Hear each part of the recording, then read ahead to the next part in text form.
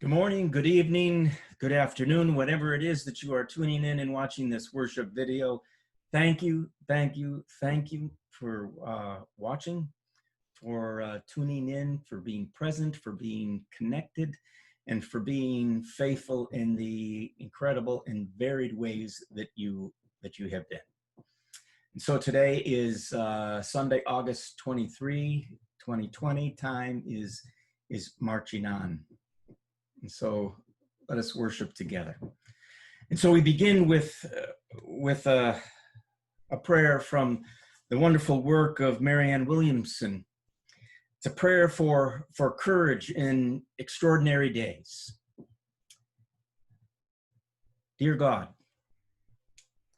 may I be pregnant with the expression of a new being, someone more magnificent than I have been, more powerful than I have been, healthier than I have been, more alive than I have been, more at cause than I have been, more tender than I have been, more compassionate and merciful than I have been, more full of love than I have been, more tolerant, less judgmental than I have been, more at one with myself and all others, and more close to you, dear Lord, than I have been. Welcome to worship.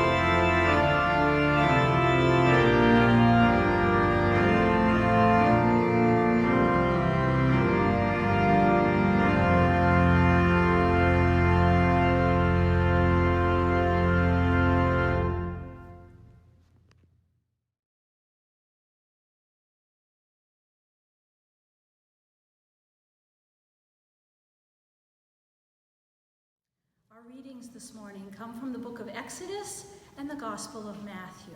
Our first reading in Exodus is in chapter 1, and we will start at verse 8. Now a new king arose over Egypt, who did not know Joseph. He said to his people, "Look, the Israelite people are more numerous and more powerful than we.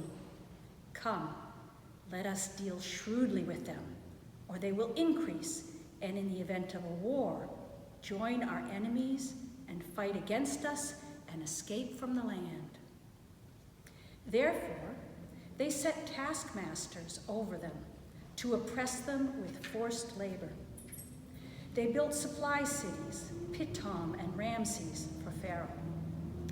But the more they were oppressed, the more they multiplied and spread, so that the Egyptians came to dread the Israelites. The Egyptians became ruthless in imposing tasks on the Israelites and made their lives bitter with hard service in mortar and brick and every kind of field labor. They were ruthless in all the tasks that they imposed upon them. The king of Egypt said to the Hebrew midwives, one of whose name was Shiphrah and the other Puah, "When you act as midwives to the Hebrew women and see them on the birthing stool, if it is a boy, kill him. But if it is a girl, she shall live." But the midwives feared God. They did not do as the king of Egypt commanded them, but they let the boys live.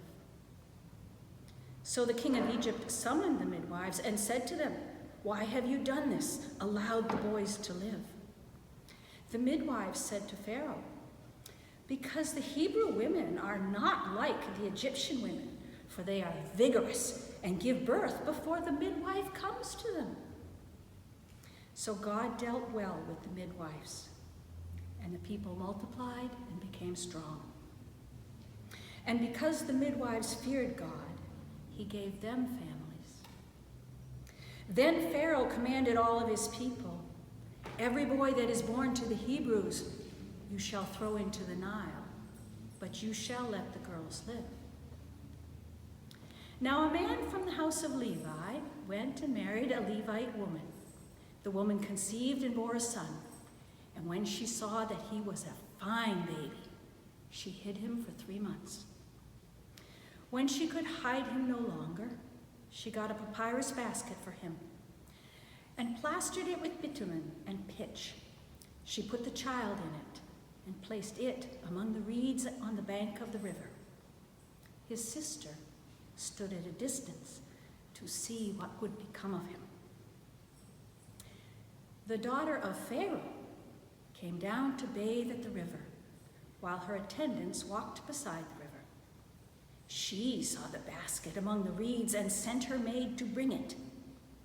When she opened it, she saw the child. He was crying, and she took pity on him. "This must be one of the Hebrews' children," she said. Then his sister said to Pharaoh's daughter, "Shall I go and get you a nurse from among the Hebrew women to nurse the child for you?" Pharaoh's daughter said to her, "Yes." So the girl went and called the child's mother. Pharaoh's daughter said to her, "Take this child and nurse it for me, and I will give you your wages." So the woman took the child and nursed it. When the child grew up, she brought him to Pharaoh's daughter, and she took him as her son. She named him Moses, because, as she said, "I drew him out of the water." Our gospel lesson this morning is taken from the book of Matthew. We're going to be reading from chapter 16, and we'll start at verse 13. And the title of this section is Peter's Declaration about Jesus. Now when Jesus came to the district of Caesarea Philippi, he said to his disciples, "Who do people say that the Son of Man is?" And they said, "Some say John the Baptist, but others Elijah, and still others Jeremiah, or one of the prophets." He said to them, "But who do you say that I am?" Simon Peter answered, "You are the Messiah, the Son of the living God." And Jesus answered him, "Blessed are you, Simon, son of Jonah, for flesh and blood has not revealed this to you, but my Father in heaven. And I tell you, you are Peter, and on this rock I will build my church, and the gates of Hades will not prevail against it. I will give you the keys of the kingdom of heaven, and whatever you bind on earth will be bound in heaven, and whatever you loose on earth will be loosed in heaven. Then he sternly ordered them not to tell anyone that he was the Messiah. This is the word of the Lord. Thanks be to God.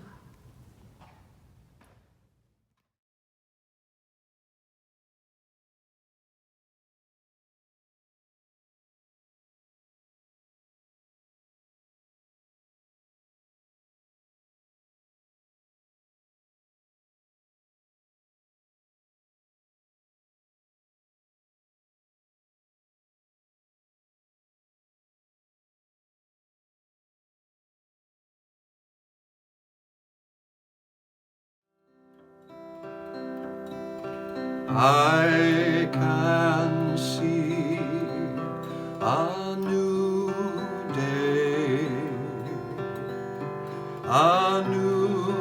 day, soon to be, when the storm clouds are all past, and the sun shines on a world that is free.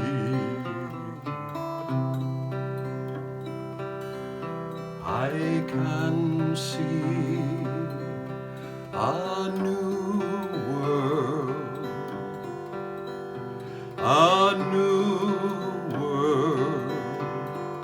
coming fast,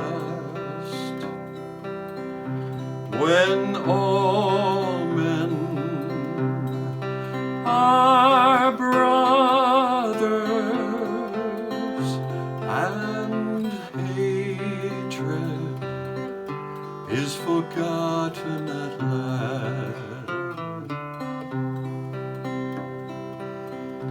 I can see a new man,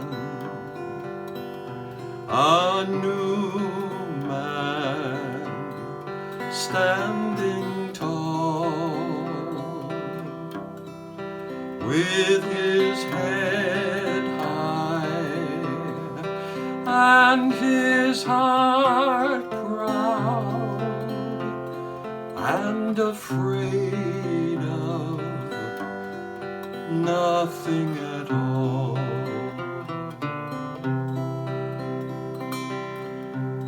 I can see a new day,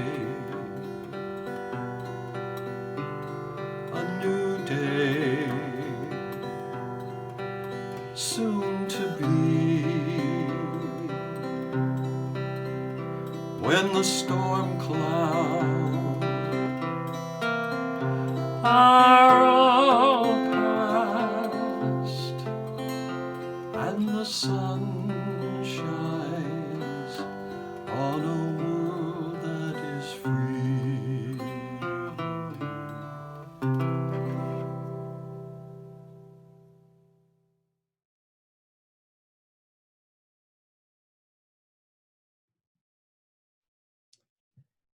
I've just returned from a funeral, the first live in-person event held at our church since March 8th. It was a small gathering. There was just 22 of us, and that included Brad and myself and the funeral director. The deceased was 102, but was not from Salem, but was a Briarwood resident of many, many years. It was interesting being in front of a congregation instead of being in front of a camera that is on my laptop. And so it also was a kind of run through of what it will be like as we tentatively think about in-person worship, which is now scheduled for September 13. And so we had our checklist. And so everybody wore a mask, check that off. All signed in, leaving their phone numbers for contact tracing, check. No singing, which was a little bit odd. Keeping people from talking with one another before and after the service, just about impossible. We are hardwired as social beings. Getting traffic to enter one aisle and exit the other was a failure, and I will need to get better at instructions. But this funeral served both to celebrate a life, but also to rehearse life during extraordinary times. These are extraordinary times, historic times we live in that will be kind of benchmark in recalling history from here on out. And so Friday, I grabbed my mask on the seat next to me before I head into the grocery store, but I stopped. I stopped just for a minute, and I kind of watch people as they're kind of going in and out. Just about everybody's wearing a mask. I watch as they go in the right doors to go in and come out the right doors as well. Staff is wiping off the carts as they go in. As we go into the grocery store, largely enough, everybody is still going through the designated directional flow of each aisle. After everybody gets their food, we wait for the cashier at a 6-foot distance from those who are next to us, waiting till an employee calls us to a specific checkout counter. Back in the car, I use a dab of Purell and I wipe off the debit card, put it back in my wallet. We are living in extraordinary times. And we should not forget that. How are you negotiating your world and your life, your living? And how are you living out your faith really in these extraordinary times?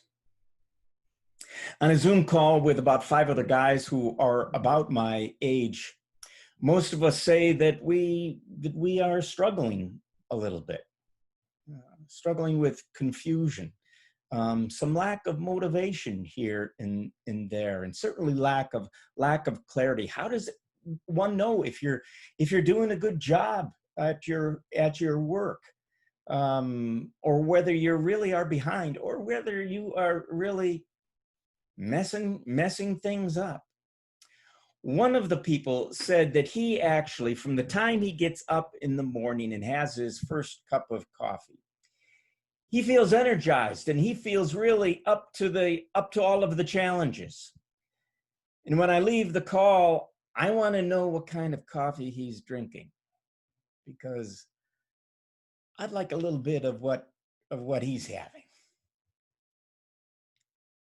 The Old Testament story for today puts us back in Egypt. Time has kind of moved on. So much so that when Joseph reigned, not too many people can even remember the name of Joseph. And Pharaoh watches closely as this immigrant community of Hebrews just becomes larger and larger and larger. He cannot stand aliens among them. The Egyptians dread their presence and kind of fear their increase. And so Pharaoh's got to do something. And what he does is he decides to attack, and what he uses is genocide. And so the scheme is to employ the midwives, saying to the midwives that when the Hebrews give birth, you see the stone over there? If the child is male, kill it. If the child is female, you can allow her to live. Fearing war, Pharaoh bets wrong on the males, because it's the females, it's the women in these extraordinary times that save the day. What the women do for Moses, God's going to do for Israel and for all of us. It was women like Shiphrah and Puah and Jochebed, Moses' mother, and Miriam, his sister, and Pharaoh's daughter. Daughters are the saviors of the sons. And so I want to talk a little bit today about courage, and courage particularly in extraordinary times. For what we all need about now is a little more courage. Pharaoh is an angel of death, whereas God is the creator of life. Remember that. Terence Fretheim says that God's creativity is paralleled by the midwife's creative disobedience. In the refusal of the women to cooperate with oppression, the liberation of Israel from Egyptian bondage actually starts right here. They were ordinary women, and yet we know their names. We remember their names. It was Shiphrah and Puah, whereas the king of Egypt is nameless forever. In extraordinary times, they summoned up the courage and they risked their lives. But talk about courage. Think of the courage it must have taken to coat a basket with pitch and placing your 3-month-old into that basket and sending him down the river. There's all sorts of symbolism in this story. The Hebrew word for basket is the same word for ark. Like when God saved Noah and his family, the word for tar or pitch is the same that is used for the word for mortar, which the enslaved Hebrews had to build and build and build as Egypt, the taskmasters, enslaved them. Moses was placed into the reeds along the bank of the Nile. Later, it is going to be Moses who will lead the Israelites through the reeds of the sea into freedom. And Pharaoh's daughter names the child Moses, saying, I drew him up out of the water. Later, it will be Moses who draws the people out of the water and out of Egypt.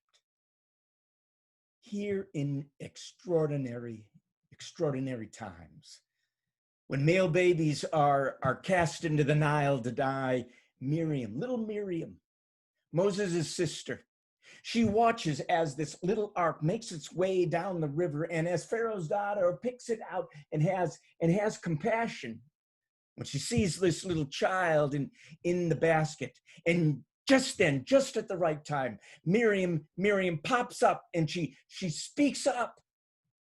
She speaks out.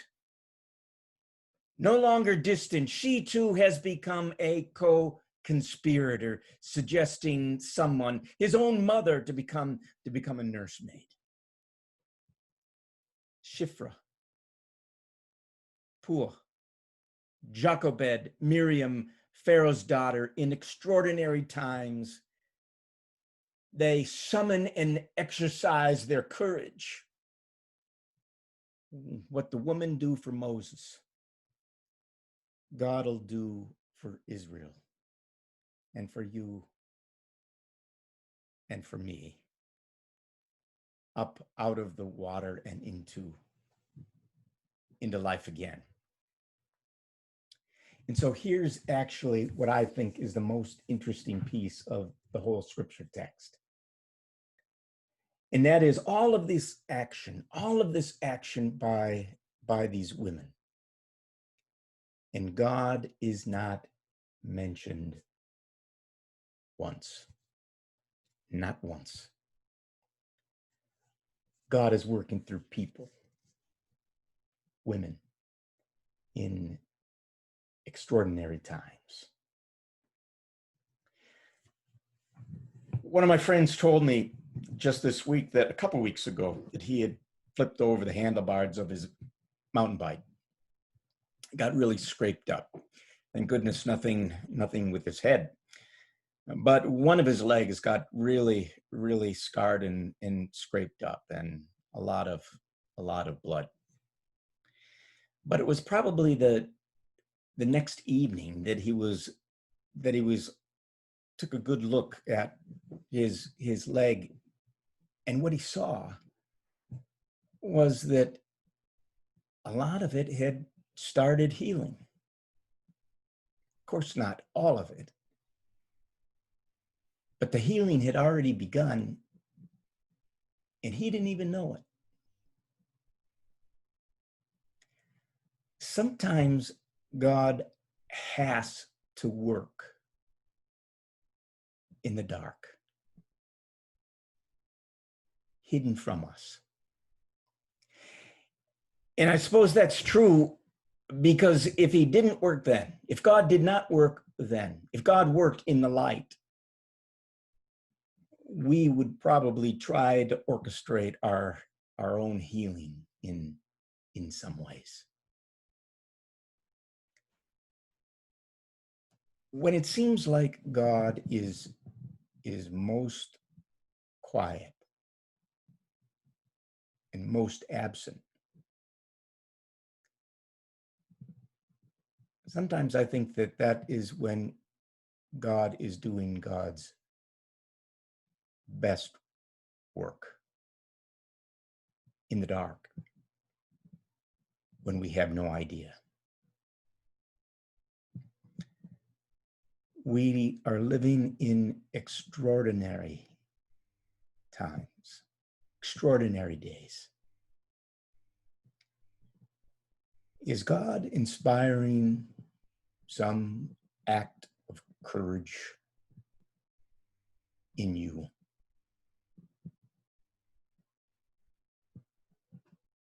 I hope so, because this would be a good time to do it, to just do it.